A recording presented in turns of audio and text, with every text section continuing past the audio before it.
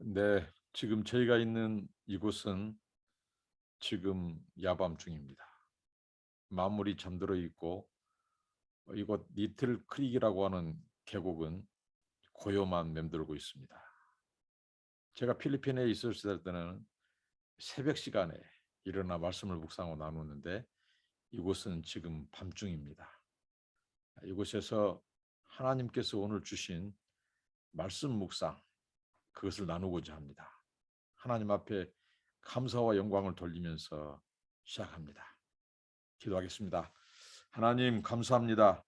오늘 또 어김없이 하나님의 말씀을 대하며 하나님의 말씀에 귀를 기울이며 주의 말씀을 묵상하게 하시니 감사합니다. 이 주신 깨달음, 말씀 묵상을 아버지 하나님 나누고자 합니다. 은혜 위에 은혜를 내려주시고 성령님께서 학자의 혀를 허락하여 주시고 말씀을 생각나게 하시며 오직 하나님을 드러내고 또 우리 아버지 하나님이 주신 이 말씀을 실천에 옮길 수 있도록 도와주옵소서. 예수님 이름으로 기도합나이다. 아멘. 찬송하시겠습니다. 예수 더 알기 원함은. 찬송입니다. 예수 더 알기 원함은 크고도 넓은 은혜와 대속해 주신 사랑을 간절히 알기 원하네.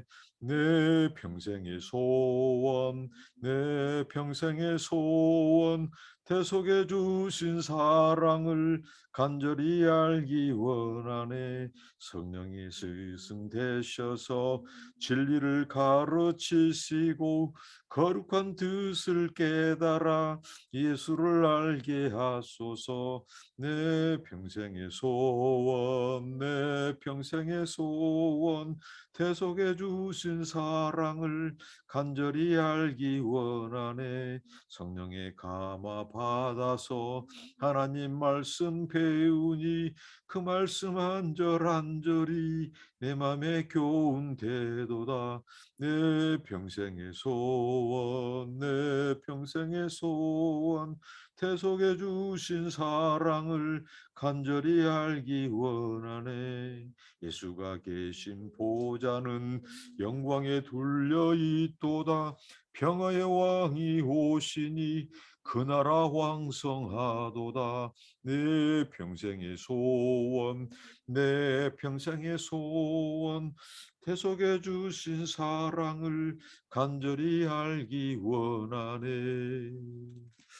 하나님의 말씀입니다. 갈라디아서 6장 1절로 10절 말씀입니다. 갈라디아서 6장 1절로 10절 말씀을 읽으면서 또 이렇게 살펴보도록 하겠습니다. 어제 제가 깜빡 실수를 했네요.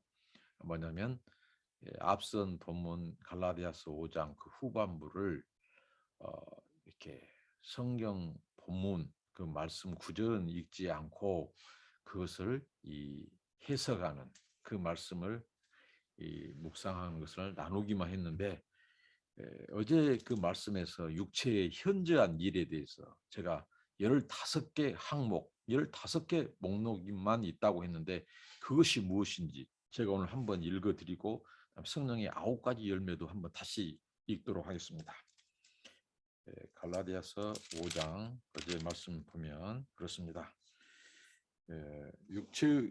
갈라디아서 5장 19절 육체의 일은 현저하니 곧 음행과 더러운 것과 호색과 우상 숭배와 술수와 원수를 맺는 것과 분쟁과 시기와 분냄과 당 짓는 것과 불리함과 이단과 투기와 술 취함과 방탕함과 또 그와 같은 것이라.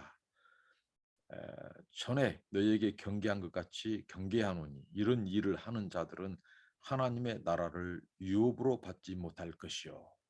이렇게 말합니다. 15가지 육체의 현저한 일, 육체를 타고 육체의 기회를 엿보고 우리 안에 들어와서 죄짓게 하는 이 대표적인 육체의 죄악들을 나열하고 있는데 사도 바울은 한마디로 하나님의 나라를 유업으로 받지 못한다고 아주 단호하게 선긋기를 합니다.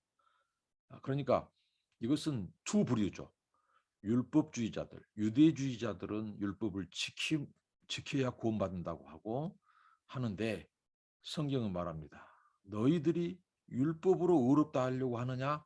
결코 그 율법으로는 의로워 줄 수 없다.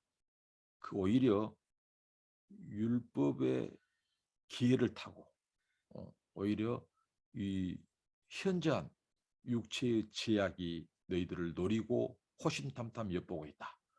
그래서 오히려 죄에 너희들이 사로잡히고 그 죄에 그 육체의 기회를 타고 오히려 육체에 속한 이런 죄악에 빠지기 쉽다.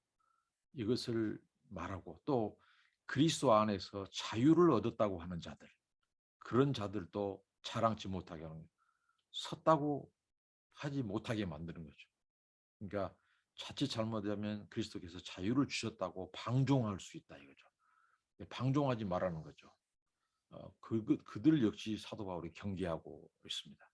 결국은 이런 육체의 일은 하나님의 나라를 유업으로 받을 수 없다. 구원받을 수 없다. 이것을 분명히 말씀하면서 그 다음에 갈라디아서 5장 22절 23절 그러면 성령의 법, 이 성령의 소욕을 쫓는 자들에게 주시는 성령을 따라 행하는 자, 성령 행하다는 말은 성령과 같이 걷는다, 동행하다는 뜻입니다. 성령과 동행하는 자, 성령의 지배를 받는 자, 그들은 이 9가지 열매를 맺는 삶으로 인도함 받는데 그 목록입니다. 오직 성령의 열매는 사랑과 희락과 화평과 오래 참음과 자비와 양성과 충성과 온유와 절제니 이 같은 것을 금지할 법이 없느니라 이렇게 말씀합니다. 그리고 오늘 이 갈라디아서 6장 1절로 10절 말씀을 이제 그렇다면 사도 바울은 말합니다. 성령으로 행하는 삶이 어떤 삶인지를 구체적으로 그 적용점을 줍니다. 오늘 6장 1절부터 10절 한번 살펴보도록 하겠습니다. 먼저 6장 1절에 형제들아 사람이 만일 무슨 범죄한 일이 드러나거든 신령한 너희는 온유한 심령으로 그러한 자를 바로잡고 네 자신을 돌아보아 너도 시험을 받을까 두려워하라. 여기 형제의 범죄함에 대해서 어떻게 행해야 되는가. 그러니까 성령으로 행하는 삶에 있어서 이 형제가 실족했다 이거, 넘어졌다 이거, 죄악으로. 그때 어떤 자세, 어떤 태도가 진정으로 이 성령의 9가지 열매를 맺는 이 그리스도의 법을 따르고 성령의 법을 따르는 것인가를 이게 설명해 주는데 그들이 범죄했을 때, 형제가 범죄했을 때 그 바로 잡으라. 이거 바로 잡으라는 것은 무엇인가 찢겨지고 뜯겨지고 끊어지고 하는 부분을 다시 이어주는 것, 다시 붙이고 다시 이렇게 싸매고 하는 것을 바로잡다고 하는 뜻이 있습니다. 그러면 어떤 태도를 하느냐? 그것은 온유한 심령, 온유함으로 하라는 거죠. 부드럽고 온화함으로. 그러니까 여기에 대해서 이제 반대된 태도는 뭐겠습니까? 자, 형제의 약점이 드러났어요. 범죄가 드러났어요. 그때 율법적인 사고, 율법적인 그 구조 속에 있는 사람들은 어떠죠? 거기에 대해서 이제 비난하고 비방하고 헐뜯고 판단하고 정죄하고 이렇게 분열하고 이렇게 나타난다는 거예요. 그러니까 앞에 육체의 현저한 일 15개 항목 속에서 이 말씀이 그대로 드러난다는 거죠. 형제를 실수 연약한 범죄함을 볼 때 그것을 지적하고 판단하고 하는 것이 육체의 현저한 일의 그 목록을 보면 거기에 상당 부분 그 말씀이 나옵니다. 그러니까 온유함으로. 자, 온유함은 어떤 열매죠? 성령의 9가지 열매 중에서 이 대표적인 열매 중에 하나가 온유함입니다. 그러니까 온화함과 부드러움과 사랑을 동반한 권면 그리고 바로잡음을 해라는 거죠. 그렇지 않고 그를 판단하고 정죄하고 비난하는 것은 성령의 9가지가 다 깨져요. 가만히 보면 거기에 보십시오. 성령의 9가지 열매, 사랑도 깨져요. 기쁨이 없어요. 희락도 깨져요. 화평하지 않아요. 정죄하고 비난하고 비방하고 판단하고. 이 9가지 열매가 다 파괴된 것을 나옵니다. 오래 참. 형제들이 오래 참지 못하고 바로 그 약점과 제약을 들쑤시고 말이죠. 이런다는 거죠. 가만히 보십시오. 자비, 양선, 오래 참음, 충성 다 깨져버립니다. 그 한 가지 형제의 연약한 실수와 제약 속에서 우리가 어떻게 반응하냐에 따라서 성령간이 9개의 열매를 온전히 이룰 수도 있고 그 열매를 다 깨뜨리고 오히려 육체의 현재한 일에 보면 거기에 다 있죠. 이 분열하고 말이죠. 원수 맺고 분쟁하고 시기하고 분내고 당짓고 우리는 거룩해. 우리는 의로워. 우리는 죄가 없어. 너는 이 실수, 너는 제약이야. 제약투성이야. 자, 이게 분리하는 거. 이게 다 그 한 가지 속에서도 이 성령의 9가지 열매와 육체의 현저한 일이 나타난다는 거예요. 정말 이 말씀을 묵상하면서 그걸 발견하고 깨닫게 됩니다. 그리고 이렇게 그러면서 바로잡은데 네 자신을 돌아봐 너도 시험을 받을까 하매라. 그러니까 하나님께서는 형제의 그 연약함, 실수, 범죄함을 통해서 오히려 우리 자신을 돌아보게 하고 조심하고 살피게 한다는 거죠. 그래서 타산지석으로 삼게 하고 거울이 되게 하고 그래서 형제의 연약함을 보면서 오히려 내 안에 있는 제약들, 내 안에 있는 연약함과 실수도 있을 수 있다. 나도 넘어질 수 있다. 그래서 끊임없이 계속해서 성령을 의지하고 성령 안에서 행하라고 성령과 함께 걸으라고 이렇게 사도 바울은 권면한다는 거죠. 2절을 보시겠습니다. 너희가 짐을 서로 지라 그리하여 그리스도의 법을 성취하라. 이제 짐을 지는 문제에 대해서 나옵니다. 앞에는 형제의 제약, 실수, 범죄에 대해서 바로잡는 것 여기에 대해서 주신 고민이라면 2절은 바로 이제 짐을 나누자는 거죠. 자, 짐.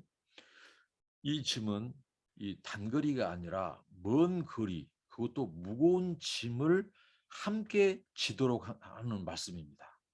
우리 사람들은 누구나 다 크고 작은 짐들이 있다는 것이죠. 그런데 하나님께서는 이 짐을 통해서 우리에게 계획한 것이 있어요. 결코 혼자 그 짐을 지지 않도록 했다는 거죠. 그리고 그 짐을 이제 내가 다른 사람, 여기 보면 서로 지라고 했습니다. 다른 사람의 짐을 대신 져주기도 하고 또 다른 사람이 내 짐을 지도록 나의 짐, 나의 연약함, 내 인생에도 짐이 있다, 약한 점이 있다, 무거운 것이 있다는 것을 인정하고 이렇게 같이 지도록 했다는 거죠. 이 짐 지는 거. 그러니까 누구나 다 서로 다른 짐이 있습니다. 모든 인생 한 사람도 이해가 없습니다. 대통령 얼마나 많은 큰 짐이 있겠습니까? 나라 살림, 나라 국민들을 이끄는데 더 지위가 높을수록 더 일이 많을수록 그 사람의 짐은 큽니다. 그래서 백성은 지도자, 지도자는 백성, 교회도 마찬가지, 가정도 마찬가지고 부모, 자식 간에 또 부부 간에 또 교회 안에서 형제자매 간에 얼마나 짐들이 많은지 모릅니다. 그러니까 우리 인생들은 이 짐이 있다. 크고 작은 짐이 있다. 누구나 있다. 근데 하나님이 짐을 통해서 우리에게 주시는 그런 은혜와 유익들이 있는데 그 짐을 통해서 특히 교회 안에 또 형제자매 안에 그리스도의 법을 성취하는 것. 그리스도의 법은 사랑이거든요. 그러니까 짐은 나만 있는 것 아니고 누구나 다 있고 그 짐을 통한 하나님의 섭리 계획은 그 짐을 서로 지도록 나누어 지도록 그래서 짐이 있단 말은 서로의 연약함을 받아라는 거죠. 서로의 연약함을 인정해라는 거예요. 나도 짐이 있다. 이렇게 그래서 짐을 지도록 했습니다. 여러분 짐을 대신 져준 대표적인 모범을 보여주신 분이 누굽니까? 우리 예수님 아니겠습니까? 예수님은 우리 인생에 정말 무거운 짐, 그 고통, 말할 수 없는 그 고통, 그것은 죄의 짐입니다. 하나님의 진노, 하나님의 심판이 있는 그 죄의 짐을 그가 십자가에서 우리를 대신해서 짊어지셨습니다. 그 예수님께서 우리에게 너희들도 짐을 대신 서로 져주라고 이렇게 말을 합니다. 그러니까 이 짐을 져주는 행위 하나만 보더라도 성령의 9가지 열매가 다 따져보면 그 9가지 열매가 다 나옵니다. 사랑이 없으면 짐을 질 수도 없어요. 오래 참지 않으면 짐을 져줄 수도 없어요. 판단하고 정죄하면 또 화평하지 못하면 짐을 져줄 수가 없어요. 이 9가지 열매. 반대로 육체의 현저한 일의 목록 속에 우리 짐을 져준 것을 한번 보십시오. 거기에 그게 포함되어 있습니다. 판단하고 정죄하고 자기는 짐이 없어. 나는 죄악이 없어. 실수가 없어. 나는 옳아 항상. 자기 기준, 나는 의롭고 자기 율법의 기준에서 그렇게 하면요. 거기 안에 육체의 현저한 일이 거기 안에 많이 나타나는 것을 볼 수 있습니다. 그러니까 이렇게 침을 대신 지라고 서로 지라고 이렇게 말씀합니다. 그래서 그리스도의 법은 다른 거 아닙니다. 사랑의 법입니다. 사랑을 성취하라. 그러니까 여기에 있는 연약함, 이 짐은 여러 가지가 있어요. 육체적인 질병, 또 그 사람에 있어서 이러면 경제적인 거, 또 가난, 또 가정 문제, 그다음에 그 사람의 이 영적으로 귀신이 들렸다거나 아니면 영적으로 약한 영에 시달린다거나 그다음에 그 정신적으로 굉장히 사람이 약하다든가 심령이 약하다든가 또 이게 육체적인 거, 정서적인 거, 정신적인 거, 영적인 거 다 짐이 있습니다. 그 짐을 서로 같이 절하고 말합니다. 그런데 이 3절에 보면 4절에 보면 이 짐을 이제 어떤 자들이 이 자기는 자기 짐을 자기 연약함과 죄악과 실수와 약함 이것을 인정하지 않은 자들이 있다는 거죠. 3절에 만일 누가 아무것도 되지 못하고 된 줄로 생각하면 스스로 속임이니라. 그러니까 자기는 이 남의 짐을 지거나 그리고 다른 사람에게 내 연약함을 인정하고 다른 사람도 내 짐을 져주도록 하지 않고 그냥 자신은 아무것도 되지 못하고 그것을 실천하거나 하지 않고 자기는 율법을 다 지킨다고 그리고 나는 다른 사람을 짐을 대신 져주고 있다고 이렇게 스스로 생각한 자들이 있다는 겁니다. 율법의 그 구조 속에 있는 율법주의자들이 특히 그렇다는 거죠.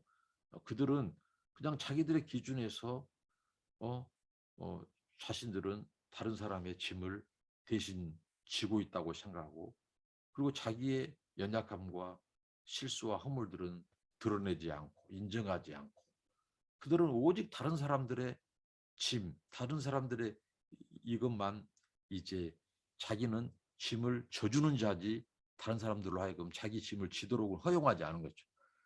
이런 사람들은 이 그리스도의 법을 성취하지 못한다는 거죠. 다른 사람을 짐을 져주기도 하고 또 나를 인정하기도 해야 돼요. 나에게도 연약함이 있다. 약점과 실수가 있다. 그때 다른 사람의 내 짐을 져주도록 하는데 자기들은 됐다는 거죠. 다른 사람만 판단하고 다른 사람만 바로잡아주고 다른 사람들만 이게 하려고 하는 이 율법주의자들, 이 영적인 자만 이런 자들을 지금 경계하고 있고 경고하고 있습니다. 그들은 4절에 보면 각각 자기의 일을 살피라. 그리하면 자랑할 것이 자기에게만 있고 남에게는 있지 아니하리니 이렇게 말을 합니다. 각각 자기의 일을 살피라. 그러니까 이 영적인 자만 부리지 말라는 겁니다. 우리 자신들을 살필 때 이 사도 바울은 자랑을 그리스도 안에서 자랑을 했어요. 그리고 그 모든 것이 하나님의 은혜라고 말하고 하나님께서 내 안에 행함으로써 내가 이런 열매가 있었다고 그 상황에서도 하나님께 영광을 돌리고 하나님을 높입니다. 근데 이 율법주의자들이라든가 이런 방종주의자들 이들은 무엇입니까? 오늘 이 말씀은 뭐냐면 스스로를 속여요. 스스로. 자기들이 그리스도의 법을 성취하는데 다른 사람의 짐을 지고 자신도 다른 사람들이 짐을 져주도록 하고 그다음에 예, 범죄하는 자들을 바로잡고 하는 것에 있어서 그것을 자기 기준으로 그리고 자기의 자랑을 하면서 형제의 연약함을 들춰내면서 상대적으로 자기의 의를 드러낸다는 거죠. 이 사람들은. 그래서 그 자랑을 통해서 다른 사람들의 실수, 넘어짐, 연약함을 은근히 들쑤시면서 자기의 의로움, 자기는 외, 자기는 온전함 이렇게 하는 자는 다 스스로 속이는 자다. 이렇게 말합니다. 스스로 속인다는 말은 그들이 스스로 미혹되다는 뜻이요. 스스로 이 진리에서 벗어나다는 거죠. 그것은 스스로가 진리에서 벗어나는 일이고 스스로가 미혹당하는 것임을 말합니다. 그러니까 영적으로 자만하지 마라. 우리 인간은 다 하나님께서 연약함, 실수, 짐을 하나님이 허락하셨다. 근데 그 짐을 서로 나누어지도록, 그래서 그리스도의 사랑의 법을 성취할 수 있도록 하나님이 기회를 주신 거다. 하나님의 계획이다. 그런데 나는 예고, 나는 누가 대신 져줄 짐이 없고 내가 대신 사람들을 나는 짊어지고 있다. 져주고 있다. 이렇게 스스로 자기 기준에서, 그것도 자기 자랑으로 다른 사람의 실수를 은근히 들춰내면서 자신의 의를 자랑하고, 이게 영적인 교만과 자만이라는 거죠. 이게 3절 4절입니다. 그것은 스스로 속이는 자다. 이렇게 말을 합니다. 그러니까 나도 다른 사람에게 의리할 것, 다른 사람이 나를 도와줄 것, 이런 연약함, 실수, 이것을 인정하고 피차 짐을 지고 나누고 해라는 거죠. 그러면서 그리스도의 법을 성취해가라. 그런데 일방적인 사람들, 아까 전에 교만한 사람들은 어떻게 하죠? 자기는 옳고 자기는 이미 법을 지키고 있어. 자기들이 율법의 그 구조 속에서 이미 착각하고 있다는 거죠. 자기 연약한 실수를 인정하지 않아요. 남이 자기의 짐을 지는 것을 그들은 허용치 않습니다. 왜? 나는 대신 짐을 져주는 사람이고 나는 의로운 사람이에요. 그렇게 해서 자기의 의를 자랑하고 다른 사람의 약점과 실수를 대신 말하는 거죠. 이걸 지금 사도 바울이 정확히 끄집어냅니다. 그러면 그 사람들은 그리스도의 법을 성취할 기회를 자기들이 박탈해 본다는 겁니다. 그리고 오히려 그리스도의 법을 다른 사람의 짐을 져주는데 그게 자기 의가 돼요. 자기 의. 나는 다른 사람의 법을, 그것도 실제 실천, 행함이 아니라 자기들 의식 속에, 자기 생각 속에 자기들은 다른 사람의 짐을 지고 살고 있다. 이렇게 착각하고 자기 의를 뽐내고 다른 사람의 실수를 말하고, 그리고 자신의 연약함과 실수를 인정하지 않고, 이런 자들에 의해서 그리스도의 법이 성취되지 않는다. 그것은 스스로 속이는 자다. 스스로 진리에서 벗어난 것이다. 그것은 스스로 미혹당하는 것이다. 이렇게 말을 합니다. 사도 바울이 그렇게 말을 하면서 5절에 각각 자기의 짐을 질 것입니다. 이 2절의 짐은 무거운 짐, 서로 감당해야 될 짐이 있는 반면에 이제 이 짐은 자신의 짐을 또한 살피라는 거죠. 자신의 짐, 예를 들면 자신의 직무, 자신에 있는 책임감, 이런 자신에게 있는 그런 이런 고통이라든가 정서, 이런 부분에 있어서 자신을 또한 살필 것을 말을 합니다. 그러니까 3절 4절에 그런 율법주의자들, 유대주의자들, 그 다음에 그리스도 안에 있다고 하면서도 이 방종주의자들, 이런 자들은 아직도 자기의 의로 다른 사람을 자기 의의 기준으로 판단하고 자기의 의를 자랑하려고 하고 자기는 예의로 두고 있고, 그런 자들에게 이 자신의 이 짐도 살피라고 지금 말씀합니다. 그러면서 또 이제 큰 세 번째로 사도 바울이 무엇을 지금 말씀해 주고 있냐면, 앞에 두 가지 나왔죠. 형제가 잘못하고 범죄했을 때의 태도, 온유함으로 바로잡는 것. 그 다음에 우리 안에 있는 모든 사람이 가지고 있는 이 짐, 또 공동체 안에 있는 짐, 이것을 피차져서 그리스도의 사랑의 법을 성취하도록, 이루도록 하는 것. 그 다음에 또 오늘 이렇게 가르친 것이, 이제 가르침을 받는 자는 말씀을 가르치는 자와 모든 좋은 것을 함께하라고 말합니다. 가르침을 받는 자, 그리스도의 이 진리, 복음, 이 교훈을 받는 자들을 총칭해서 말하죠. 그리고 가르치는 자는 여기서 구체적으로 어떤 부류, 누군지는 말하지 않습니다.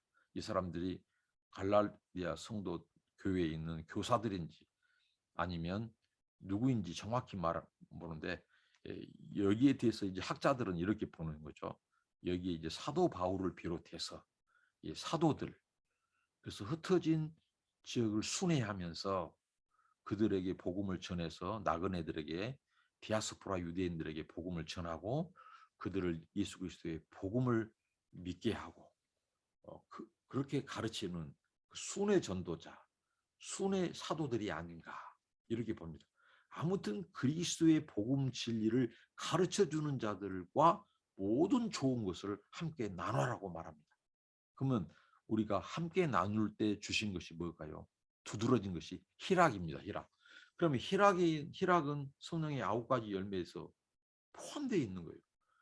이게 모든 좋은 것을 나눈다고 하는 그 행위, 그 마음의 중심, 자세 보면 거기에 9가지 열매가 다 녹아 있습니다. 사랑이 있어야 나눌 수 있습니다. 그들을 말씀을 가르쳐준 자들에게 존경하는 태도, 사랑하는 태도, 그럴 때 좋은 것을 좋은 것을 나누면 어떻게 되나요? 그들에게도 기쁨이 넘쳐. 이게 희락입니다. 희락의 열매. 그리고 자비하는 마음, 양선, 착한 일, 선행이죠. 이런 것들 다 여기 놓아 있어. 여기에서 무슨 분냄이 나오고 당 짓는 것이 나오고 분열이 나오겠습니까? 그래서 육체의 현저한 일은 결국은 그리스도의 법, 사랑의 법을 깨버린 거예요. 성령의 9가지 열매를 못 맺도록 하는 것입니다. 그 육체. 그래서 그들은 영생을 유업으로 받을 수 없어요. 그래서 사도 바울이 그 뒤에 나온 것이 있죠. 7절 스스로 속이지 말라. 하나님은 만울이 여김을 받지 아니하시나니 사람이 무엇으로 심든지 그대로 거두리라. 그러면서 8절에 자기의 육체를 위하여 심는 자는 육체로부터 썩어질 것을 거두고 성령을 위하여 심는 자는 성령으로부터 영생을 거두리라. 이제 이 파종과 수확의 법칙, 이런 자연의 원리를 가지고 사도 바울이 이제 얘기를 하는데, 이 여기서도 또 스스로 속이지 말라 했죠. 스스로 속인다는 말은 무엇입니까? 진리에서 벗어나다. 스스로 진리에서 벗어나는 것이다. 그리고 미혹당하다. 이런 뜻이 있죠. 스스로 속이지 말라. 미혹하지 마라. 이런 뜻이 있습니다. 그러니까 그들은 이제 자, 하나님을 만홀히 여김을 받지 않는다. 이제 만홀히 여긴다는 것은 하나님을 경멸하다는 거죠. 이런 뜻은 또한 이 하나님은 이 콧방귀를 뀌다는 뜻이죠. 그러니까 하나님은 콧방귀를 낄 대상이 아니다 이거죠. 그렇게 조롱하고 멸시할 뿐이 아니다. 왜 그러냐면 여기 보면 하나님 보시죠. 모든 것을 심는 대로 거두게 하신다. 이것은 뭐냐면 하나님은 그죠? 모든 것을 다 아시고 불꽃 같은 눈으로 사람의 모든 동기, 숨은 동기, 그들의 삶의 모든 과정, 열매를 다 보시고 깨뜨려 보시고 이 하나님께서는 감찰하시고 그리고 그 사람이 말하고 행동하는 것 모든 것들을 무엇을 심는지 다 그것을 하나님은 그대로 거두게 하신다. 거두게 하신다. 이것은 무엇이요? 그분이 곧 하나님이 심판자라는 거죠. 하나님이 판단하시고 심판하시는 분. 근데 그렇게 전능하신 하나님, 통치하신 하나님, 만물을 주관하시고 심판하신 하나님이 어떻게 피조물에게 콧방귀 낌을 당하겠습니까? 그러니까 스스로 속이지 마라. 너희들 착각하지 말라는 거죠. 그 하나님. 그래서 모든 것을 심는 대로 거두는데 육체의 일을 심는 것은 육체로부터 썩어질 것. 그리고 성령으로 심는 것. 이것은 뭐예요? 영생을 거둔 겁니다. 이 영생으로 거둔 것은 성령의 9가지 열매의 총화입니다. 총화. 그래서 성경은 말하죠. 사도 바울이 이 육체의 그 현저한 일에서 우리가 앞서서 읽었던 그 15가지 그 목록들, 그 제약들을 하나님의 나라를 결코 유업으로 받지 못한다. 결국 뭐겠어요? 영생에 들어가지 못한다. 영생을 얻을 수 없다. 이것을 말합니다. 그리고 성령에 이끌리고 성령의 지배와 통제를 받고 또 성령의 열매를 맺는 자들, 그들은 바로 하나님 이 사도 바울이 말합니다. 바로 성령으로 심는 자들. 이런 자들은 영생을 선물로 얻는다. 하나님의 나라를 유업으로 받는다. 그들에게 구원이 있다. 이것을 강조합니다. 그러니까 하나님은 무엇을 씹든지 그대로 거두게 하신 하나님. 우리 인생들의 모든 행함, 파종, 그리고 씹는 것을 통해서 거두게 하신 하나님. 그분이 마지막 결산하시는 분, 판단하시고 심판하시는 분. 님을 이렇게 말씀합니다. 예, 자기 육체를 위하여 심는 자는 육체로부터 썩어질 것. 그러니까 육체의 소욕이죠. 육체의 정욕대로 심는 것들.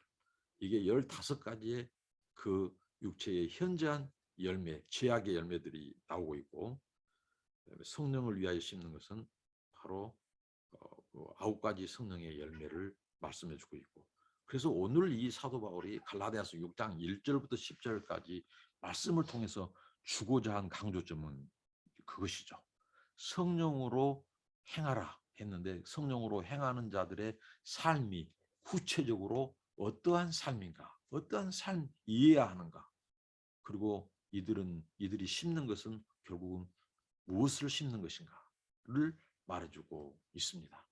그래서 육체로 심어서 썩어질 것을 거둔 자들과 성령으로 심은 자들의 그 최종적인 판가름, 최종적인 그 처하게 될 대조되는 그 최종적인 이 두 부류에 대한 이 결국 그 운명을 말해주고 있다는 사실입니다. 9절 우리가 선을 행하되 낙심하지 말지니 피곤하지 않으면 때가 이름에 거두리라.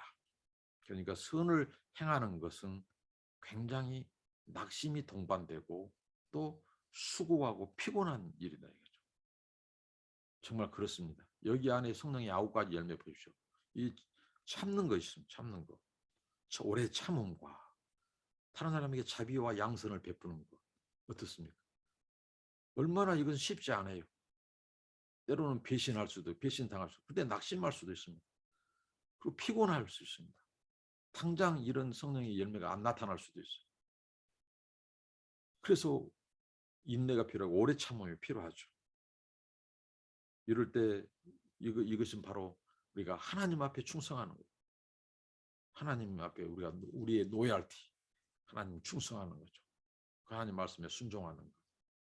오래 참고 형제에 대해서 착한 이 양선을 선행을 행하는 데 있어서 쉽지 않습니다. 그런데 하나님께서는 분명히 말합니다. 피곤하지 않으면 때가 이름에 거두리라. 거두게 하신 분이 하나님입니다. 성령으로 행하는 자는 반드시 성령으로 열매를 거두게 한다 이거죠. 거기에 대한 하나님의 예비해 놓은 것은 바로 영생입니다. 그들은 성령의 9가지 열매, 9가지 성령의 이런 열매를 맺는 삶, 성령의 소욕을 쫓는 자들, 성령의 인도함을 받고 그 그리스도의 법, 사랑의 법을 성취하는 자들, 구체적으로 형제들의 짐을 서로 져주는, 온유함으로 형제의 죄악과 잘못을 바로잡아주는 자, 모든 좋은 것을 그리스도의 진리를 가르쳐주는 자들에게 나누는 것, 이런 것, 이런 모든 것, 그게 다 이 성령으로 행하고 성령으로 심는 것을 말하는 거죠. 그런 자들에게 하나님께서 영생을 거두게 주신다. 때가 되면 거두게 하신다. 이것을 말씀합니다. 그래서 10절에 그러므로 우리는 기회 있는 대로 모든 이에게 착한 일을 하되 더욱 믿음의 가정들에게 할지니라고 말합니다. 그러니까 우리가 선행, 착함을 실천하는 대상들은 모든 자들입니다. 모든 사람들에게. 이게 그리스도의 사랑을 실천하는 것은 하나님의 형상대로 지음받은 모든 사람을 대상으로 우리는 선행 그리고 사랑을 실천하고 그리스도의 법을 성취하는데 특히 믿음의 가정들에게 하나님의 가족, 그리스도의 몸을 이루는 이 하나님의 가족 공동체, 그리스도의 몸의 공동체, 교회의 지체. 그래서 그들이 그리스도의 몸을 함께 세우는 겁니다. 이게 교회는 그리스도의 몸을 세우는 공동체. 그래서 교회 안에 그리스도 안에서 이런 사랑의 법을 성취할 때 우리는 세상을 향해서도 세상의 모든 사람을 향해서도 그리스도의 사랑을 함께 실천하고 그리스도의 우주적인 몸을 세울 수 있다고 하는 것입니다. 오늘 말씀을 우리가 정리하면서 구체적으로 성령 안에서 행한다고 하는 것이 무엇인지, 그다음에 성령으로 씻는다는 것이 무엇인지, 그것은 바로 구체적인 우리의 삶의 열매, 삶의 실천으로 행함으로 나타나야 된다. 그래서 대표적인 것으로 이제 몇 가지 짐을 나누어 주는 것, 짐을 지는 것, 형제를 바로 잡아주는 것, 온유함으로.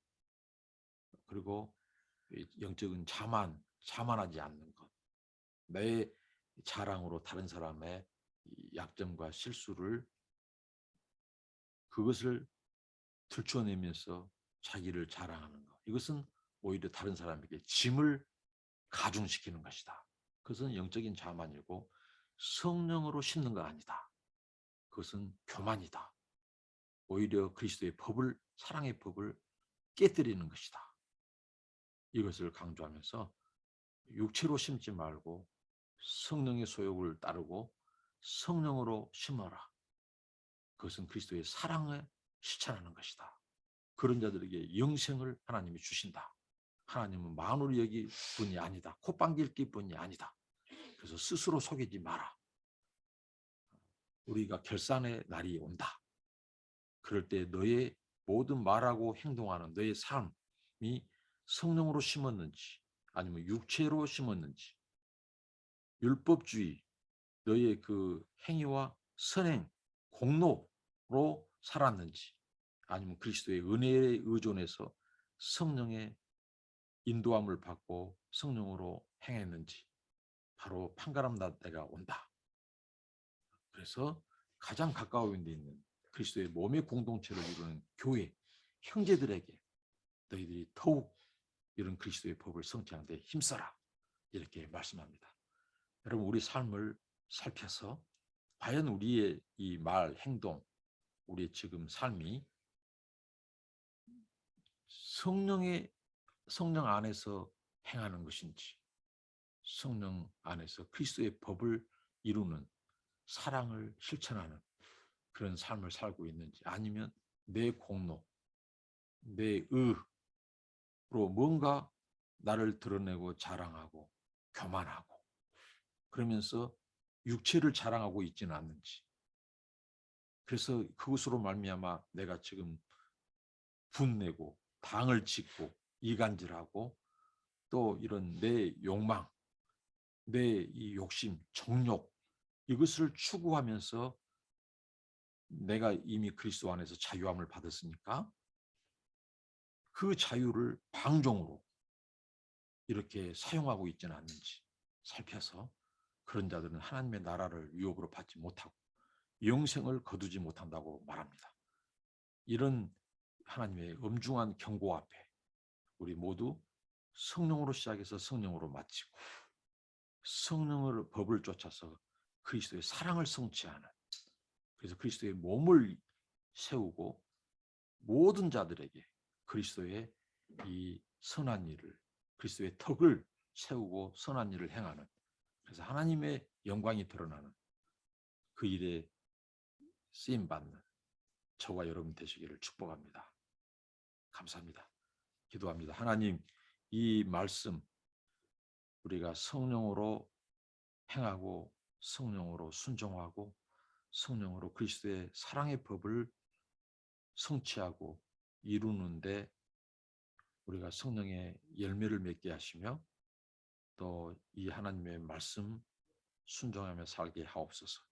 우리가 성령으로 심어 영생을 거둘지언정 육체의 소욕을 심어서 하나님 썩어질 것을 거두는 그런 하나님의 구원에서 탈락하고 멸망을 자초하는 그런 인생이 되지 않게 하옵소서. 예수님의 이름으로 기도합니다. 아멘. 예수님의 이름으로 축복합니다. 감사합니다.